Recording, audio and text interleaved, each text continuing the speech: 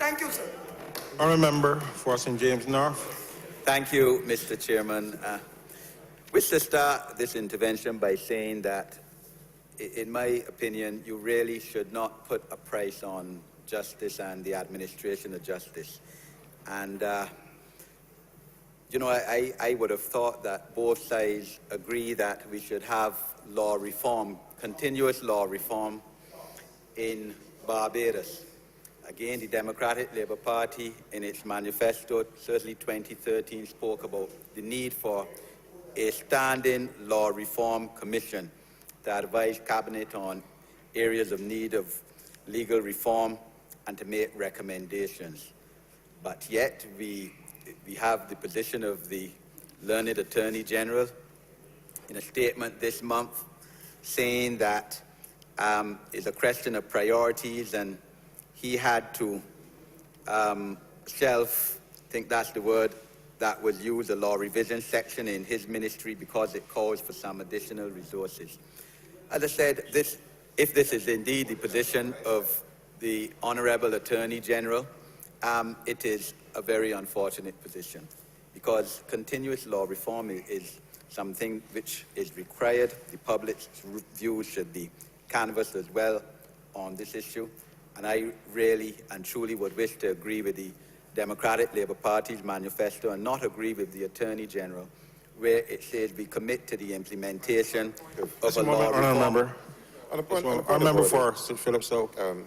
Mr. Chairman, I never said that we were not going forward for law reform or law review commission. What I said was, and it's quite ironic that the member for St. James North has raised this point, because what I said is that I hear certain members on the other side asking about anti-corruption, etc. So, and I said, were I to have my way, that in fact, for example, given our fiscal challenges, I would place more emphasis on a law reform, law review commission, which I think is more important at this point in time for Barbados. That's what I said. And the legislation is in draft stage, and we will do it. Proceed. Okay. Mr. Chairman, I would wish to agree with the sentiments of the Right Honourable Prime Minister and other members as well, certainly the Honourable Member for St. Michael North, on the issue of mediation, that we need to emphasise this more and as one of the solutions to the long delays in administration of justice.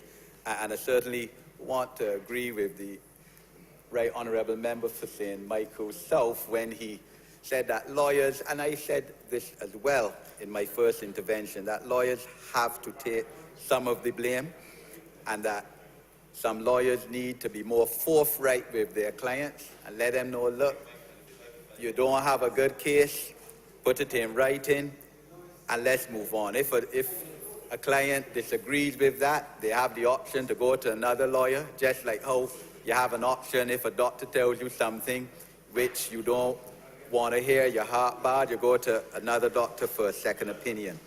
The issue of the community legal aid scheme was raised by the Honourable Member for St. Philip North. And, you know, this is a very important scheme within the context of the administration of justice. The unfortunate thing, though, Mr. Chairman, is that the government has not been financing it properly.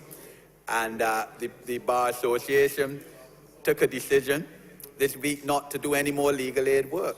So it is very good, Mr. Chairman, that, yes, we have just been handed a supplementary here, which I assume will be debated tonight to vote some money for the community legal aid scheme. But it should not come to that, where the Bar Association has to take a decision on this issue because of non-payment by the government of lawyers for community legal aid service to come before Parliament to vote money for it. Mr. Chairman, finally, on my final point before I sit down is on the issue of the anti-corruption stance taken by the learned Attorney General, and ironically, he mentioned it just now. This anti-corruption must be a prime part of any government's dealing in terms of law and order. And we have to face that fact. It is no use saying that corruption is minimal here. I do not believe that that is so. The corruption takes a lot of forms. The reality of the matter is that, again, the Democratic Labour Party had a mandate in 2008 to deal with the issue legislatively, to bring in a Prevention of Corruption Act, which they said they would have brought in immediately. Immediately. I remember, wrap up. Yes, miss. And we have heard all kind of excuses why the Prevention of Corruption Act, which was passed in this Parliament in 2012, has not been proclaimed. We have heard from the Right Honourable Prime Minister that it conflicts with the Integrity in Life Act, or the Integrity in Life Act conflicts with that act, and that the Integrity in Life Act is not even in draft. So that argument in my submission is disingenuous. And the... Chairman, I don't want to interrupt the honourable member, but I think he's misleading the chamber.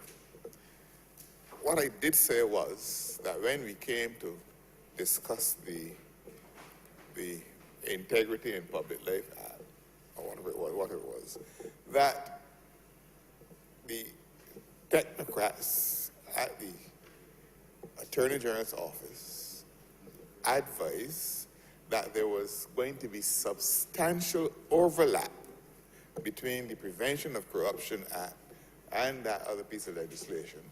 And they advised that it was unnecessary duplication, and that we could achieve the same objectives by just having that one piece of legislation. And I took their advice. I remember, your term is expired. So you're not term is letting me expired. finish off all that, sir? I'm cutting, term expired. I remember for St. James Central. Yes, thank you, Mr. Chairman. I'm very mindful of the time and be rather brief it. I really don't plan to get into the discussion about corruption in public life and the court system, etc., except to say that perhaps if case number 0642 of 2013 could be heard by the judges in the courts in Bridgetown, which is the matter of Hinkson versus Spain, then a lot of these matters will be addressed in this country.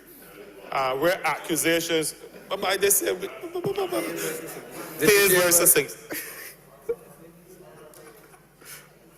Point of order, sir. Yes, what's your point of On order? many grounds. One, of course, a matter that is sub judice should not be mentioned, and the honourable member knows that. But also, Mr. Chairman, on that front bench there are at least 3 cabinet ministers who were before the court for failure to pay child maintenance. I remember, that's struck from the record. I remember. Stop a minute.